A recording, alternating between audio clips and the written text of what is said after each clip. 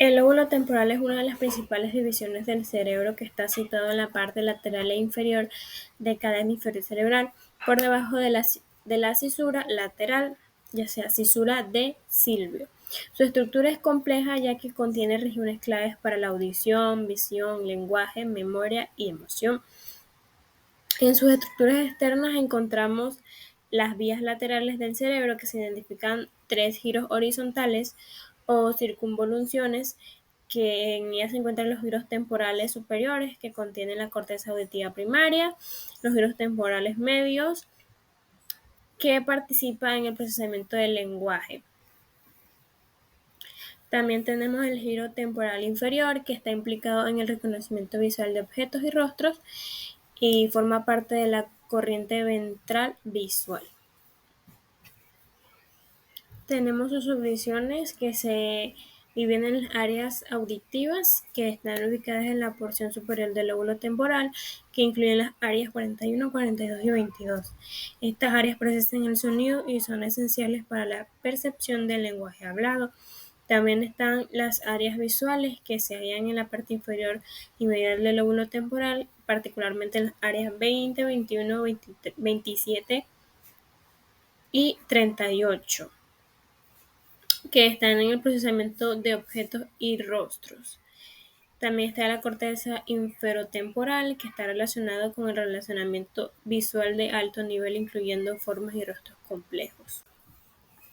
Organización citoarquitectónica del lóbulo temporal. La citoarquitectura se refiere a la organización celular de la corteza cerebral. Esta estructura permite clasificar áreas según su número de capas, tipo de neuronas y conexiones. Una de sus clasificaciones principales son las áreas de Brodmann y las áreas de Bonin y Bailey. Las áreas de Brodmann distinguen zonas auditivas y visuales según diferencias celulares observadas bajo el microscopio, y las áreas de Bonin y Bailey refieren esta clasificación usando criterios más modernos y adaptándonos a primates. Se le incluyen áreas como la T, que participa en reconocimientos visuales.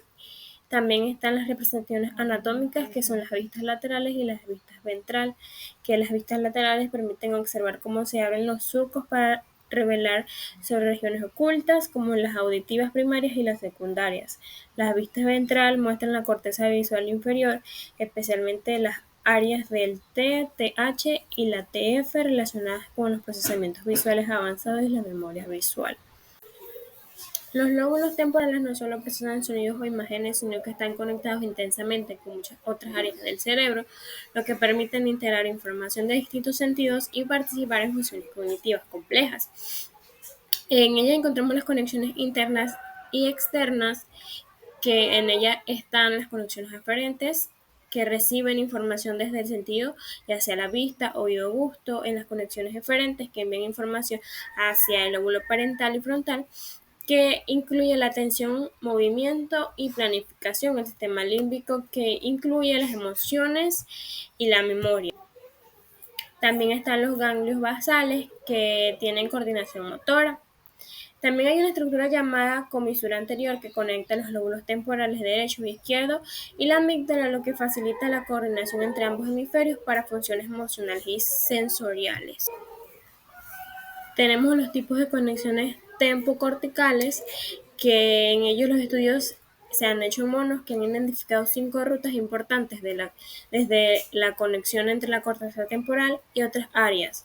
La más destacada de ellas son las vías sensitivas, que esta vía se encarga de reconocer estímulos del ambiente como sonidos, palabras, imágenes o caras. También tenemos la vía auditiva dorsal, la vía polimodal y la proyección del lóbulo frontal.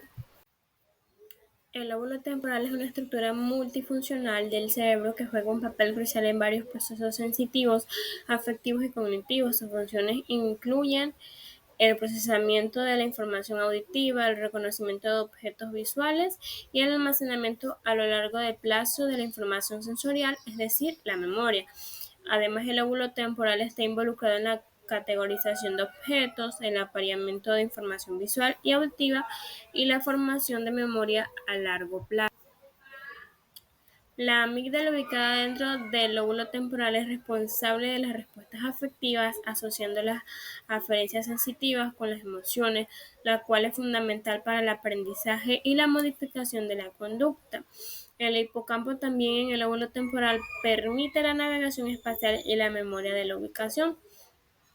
Estas funciones en el lóbulo temporal participan en el análisis del movimiento biológico, que es la relevante para la cognición social y la comprensión de las intenciones de otros. En el surco temporal superior se juega un papel importante en la percepción social, incluyendo la interpretación de la dirección de la mirada, el movimiento de la boca y las expresiones faciales. El procesamiento visual en el lóbulo temporal se organiza en la corriente ventral, que incluye áreas especializadas para el reconocimiento de rostros y objetos. Este procesamiento visual no solo es innato, sino que también se modifica con las experiencias, permitiendo la categorización y el procesamiento de estímulos visuales complejos. El análisis de rostro es una función especializada en el lóbulo temporal, con diferentes áreas que procesan aspectos como la identidad, la expresión facial y la dirección de la mirada.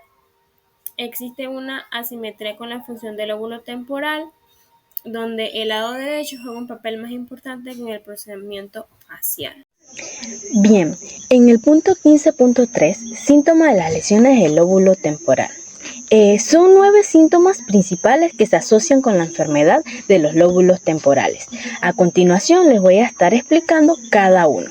El primero es el trastorno de la percepción auditiva y de la palabra. El daño de la corteza visual o somática primaria conduce a una pérdida de la sensación consciente, de modo que es razonable predecir que el tamaño bilateral de la corteza auditiva producirá sordera cortical, la ausencia de la actividad nerviosa en las regiones auditivas. El problema reside no solo en discriminar los sonidos de la palabra, sino también en juzgar el orden temporal. El segundo es el trastorno de la percepción musical. Los pacientes con lesiones temporales derechas, que incluyen la corteza auditiva primaria, tienen deterioro para realizar discriminaciones de tonos. Imágenes de las alucinaciones auditivas. Las alucinaciones auditivas representan el síntoma más frecuente en la esquizofrenia y son informadas por alrededor del 65% de las personas que tienen este diagnóstico. Las alucinaciones auditivas no son simplemente sonidos. Un paciente oye pasajes verbales completamente formados que parecen estar viviendo en una fuente externa. Los pensamientos pueden ser hostiles o paranoides. Al contrario de las alucinaciones auditivas, Dertel y Coles en el 2007 informan que las alucinaciones visuales no activan la corteza visual primaria, sino que activan las áreas visuales superiores. El tercero son los trastornos de la percepción visual. Las personas que han sido sometidas a lobectomías temporales no tienen grandes defectos de campo visual, pero representan déficit en la percepción visual. Además, estos pacientes no parecen ser capaces de percibir señales sociales. Bien, el cuarto son los trastornos de la selección de estímulos visuales y auditivos. Nosotros debemos seleccionar entre mucha información en nuestro entorno. Esta selectividad no es consciente porque el sistema nervioso automáticamente rastrea los estímulos y percibe en forma selectiva el entorno. La selectividad de la percepción auditiva se ilustra mejor con el problema de escuchar conversaciones en forma simultánea. La percepción selectiva en el sistema visual opera de modo. El quinto, deterioro de la organización y la categorización. La capacidad para organizar el material es especialmente importante para el lenguaje y la memoria. Por ejemplo, la categorización hace posible comprender oraciones complejas y extensas, que incluyen tanto el significado de proposiciones individuales como la información que se infiere de ellas. El sexto, incapacidad para utilizar la información contextual. El significado de los estímulos idénticos puede variar dependiendo del contenido. El contexto puede ser un indicio importante para el reconocimiento de los rostros. Las situaciones sociales ofrecen un ejemplo más complejo de las extracciones del significado del contexto. La interpretación de los acontecimientos y en realidad nuestro papel en ellos depende del contexto social. El séptimo, deterioro de la memoria. El daño a la corteza inferotemporal interfiere especialmente en el recuerdo consciente de la información y la extensión del trastorno de la memoria. Aumenta en proporciones directas al grado de del daño del lóbulo temporal. Las lesiones del lóbulo temporal izquierdo producen un deterioro del recuerdo en materia verbal. El octavo, alteraciones del afecto y la personalidad. La epilepsia del lóbulo temporal ha sido asociado tradicionalmente con características de la personalidad que destacan trivialidades y pequeños detalles de la vida cotidiana. Las conductas sintomáticas incluyen formas de hablar pedante, el egocentrismo, insistencia de las conversaciones sobre problemas personales. Y el noveno y último es el cambio en la conducta sexual. Un síntoma clásico del daño del lóbulo temporal bilateral que incluye la amígdala y es la liberación de la conducta sexual. Este síntoma no se observa luego de una lesión unilateral. Para saber si el lóbulo temporal de una persona está dañado, los especialistas usan varias pruebas diseñadas para medir diferentes habilidades que esta parte del cerebro controla. Estas pruebas son importantes porque a veces, aunque haya un daño en el lóbulo temporal, las pruebas generales del cerebro pueden salir normales.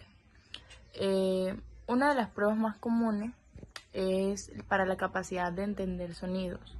Se utilizan pruebas como la de palabras y melodías dicóticas.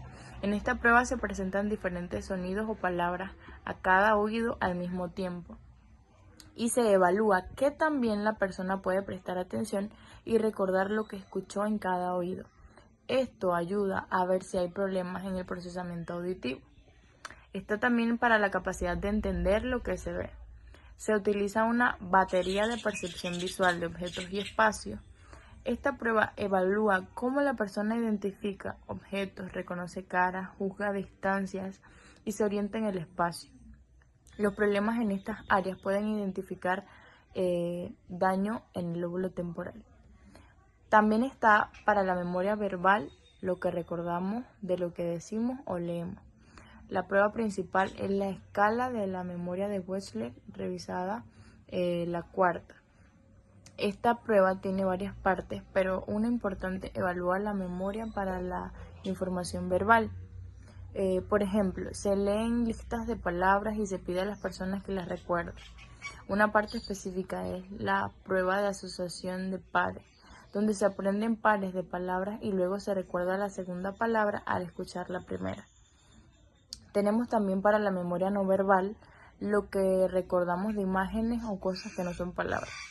Una buena prueba es la figura compleja de Rey. Se le pide a la persona que copie un dibujo complicado y luego, después de un tiempo que lo dibuje de memoria, esto evalúa la memoria visual y espacial. También está la del lenguaje, que se utilizan